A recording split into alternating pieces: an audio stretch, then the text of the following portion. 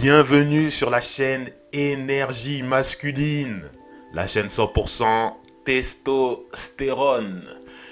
Bienvenue dans ce nouveau podcast où je vais aborder le thème suivant, la détresse des mères célibataires. Donc j'avais envie d'aborder ce sujet à travers une expérience que j'ai connue là récemment avec une mère célibataire. Et je voulais parler notamment de comment ça s'était terminé avec elle. Donc il se trouve que c'était une mère célibataire que j'avais rencontrée à une soirée. Elle était maman de 2 enfants. Elle avait plutôt une bonne situation. Elle avait plutôt une bonne situation dans sa vie. Mais juste au niveau de sa vie de couple, il y avait un manque. Et du coup, je vais vous raconter comment ça s'était terminé. Donc en fait, on s'était donc rencontrés à la soirée, à une soirée, et puis on s'était vu, on avait fait un premier date. Puis après, la deuxième fois, je lui ai dit de venir chez moi, donc il s'en est suivi ce qui s'en est suivi. Donc elle a dû peut-être venir 2-3 fois chez moi. Puis après, il y a eu le premier confinement. Il y a eu le premier confinement, donc le premier confinement, on n'a pas eu trop de... on s'est pas vu. Et c'est juste à l'issue du déconfinement que... en fait, on avait planifié de se voir.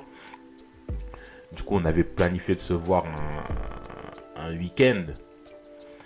Et il se trouve que, à titre personnel, c'est vrai que pendant le premier confinement, j'ai été un peu touché là par le Covid. Bon, rien de grave, mais c'est vrai que j'ai mis du temps à m'en remettre et ça a fait que j'avais une période là justement avant qu'on planifie notre... en fait, on avait déjà planifié là avec cette mère célibataire de se voir le week-end. Que 48 heures avant, on va dire, de se voir, elle devait venir chez moi. 48 heures avant de venir, je me sentais pas tellement bien, donc par précaution, je lui avais suggéré qu'on annule. Je sentais que ça l'avait un petit peu affecté le fait que je lui suggère qu'on annule. Parce qu'en fait, elle avait une logistique, puisqu'elle devait ramener chez ses enfants, je crois chez ses parents. En fait, il y avait toute une organisation pour elle, pour qu'elle puisse passer du temps avec moi. En plus, elle avait 1 heure de route à faire pour venir chez moi. Et quand je lui ai proposé d'annuler, j'ai senti que ça l'avait mis un petit peu mal. Mais on va dire 24 heures juste avant le rendez-vous, on va dire que je me sentais un peu mieux. Donc je lui ai écrit, je lui ai envoyé un message pour lui dire que finalement, je me sens un peu mieux. Donc passe quand même. Donc j'ai senti que ça l'avait rassuré. Donc elle est venue. Elle est venue chez moi. Donc en plus c'était là où j'habitais là, juste avant de déménager, puisque j'ai déménagé. Il se trouve que là où j'habitais, en gros... il y a un code d'accès pour entrer chez moi, pour entrer au portail, pour entrer dans l'immeuble. En gros, elle a pu en fait limite rentrer chez moi sans que je n'ai quoi que ce soit à faire. Donc moi, j'étais un petit peu allongé dans mon lit. J'étais dans ma chambre, j'étais un petit peu allongé dans mon lit lorsque elle est venue. Donc elle est venue, elle me fait un petit câlin. Après, je lui propose, tout en restant allongé dans le lit, comme j'étais un petit peu quand même...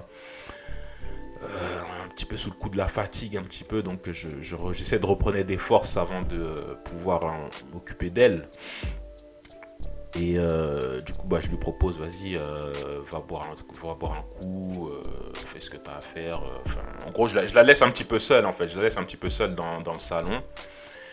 Je la laisse un petit peu seule pendant, je sais pas, une dizaine de minutes. Quand d'un coup, j'entends ma porte se claquer. Je fais, oh!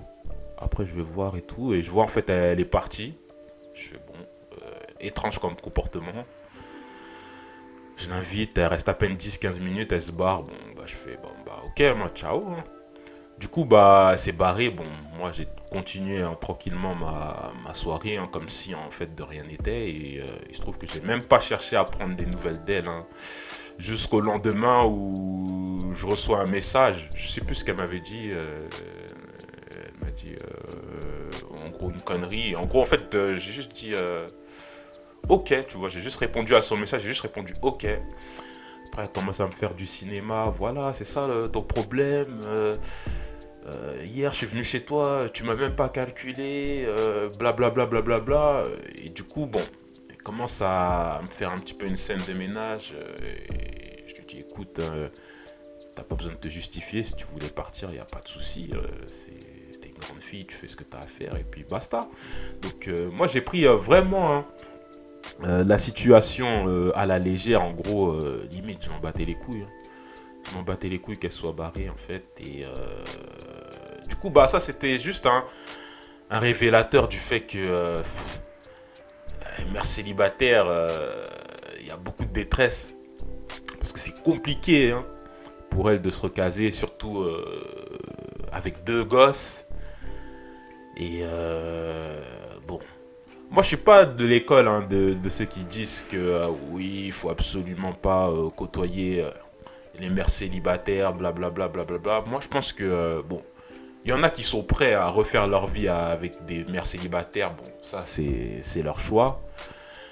Mais moi, si c'est pour un petit plan rapide, un petit plan basé, on va dire, sur du sexe, je ferme pas la porte. Et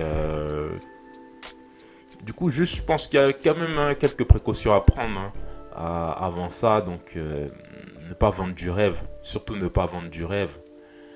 Et ça peut éviter de se retrouver dans des traquenards. Mais aussi avoir conscience que bah, on peut tomber sur ce genre de situation-là. Donc, c'était un petit peu ce que je voulais partager avec vous, hein.